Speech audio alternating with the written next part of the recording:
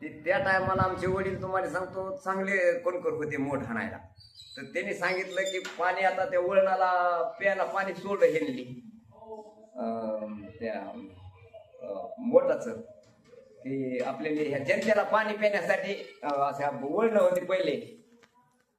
ते वळणं होते पहिलं तर त्या वळणाला तुम्हाला सांगतो गाडगे महाराजांचं तिथं सप्ताह म्हणून सोडलेलं पाणी लोकांनी जनतेने प्यायला.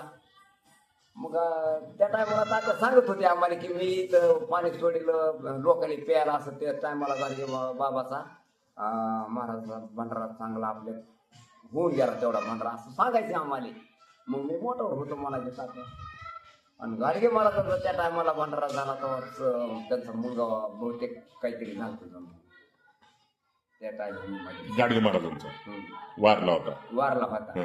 तर त्यांनी अभंग घेतला होता असे मेले कोटन कोटे म्हणले मी का म्हणले एकासाठी कीर्तन तुम्हाला सांगतो त्यांचं तुम्हाला सांगतो शेवट बंदच केलं नाही असं हे सांगत होते. आपण एकनाथ भाऊ सांगायचे आमचे. एकनाथ भाऊ तर काय त्याचे टाळ घेऊन उभा होते जणू त्या ह्याचे भाऊला तुम्हाला सांगतो सारं आठवत होतं आमच्या चुलते. आता त्या गाडगे महाराजांचं जे कीर्तन झालं होतं त्यावेळेला त्याच्यात आता कोण असते आहेत आता आपल्या गावात? आपले बहुतेक विठ्ठल तर त्याला माहिती असेल म्हणजे तेच त्या पिढीतले आता त्या पिढीतले म्हणजे विठ्ठल तर बरोबर. आणि वडाचं झाड केवढं होतं ते मोत्याच्या त्याच्यावर 4 ट्रक ते वडाचं झाड असं मोडलं ते की आमच्या चुलत्याने काय केलं एकनाथ भाऊनं तिथं थारुळ होतं मोठाचं ते वडवण.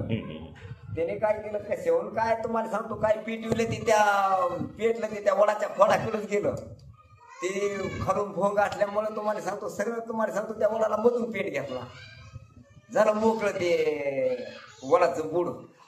मग आपल्या 7 जूनच्या टायमाला तुम्हाला सांगतो ते हे झालं काय झालं वादळ. तर ह्याच सर ते मोकळं झालं तुम्हाला सांगतो जे मेन जे बुड होतं ते झालं मोकळं. ते मधलं कोपाड त्याला मोक प्रयत्न केला इजवायचा ते काही कुणकुण पाणी कसं बी टाकलं तरी काही मधूनच कोपाड ते होतं ते जळत गेलं. ते झालं सर तुम्हाला सांगतो महिना 2 महिना तुम्हाला सांगतो त्याचा झाड काही बंद राहिला नाही ते जळून पाक तुम्हाला सांगतो इकडे त्या पारुंब्या साईडच्या जे बुडच तयार झाले त्याच्यावरच हे बुड तुम्हाला सांगतो नुसतं आधार राहिलं खालून मोकळच तरी जळून गेलं. आणि 7 जूनच्या टायमाला जे चक्री वादळ जे आलं म्हणतात त्या वादळानं तुम्हाला सांगतो जे वाऱ्याचा तिकून जे हिसका वाटला हे बुड मोकळं झाल्याच्या नंतर असं पडले झालं ते आडवत झालं. मग ते आम्ही बीडच्या व्यापाऱ्याला दिले. मग त्याने ते सर वेस्टने मोठमोठे ते हे आणून ओढून काढून कटे तुम्ही त्या स्टुडिओ होते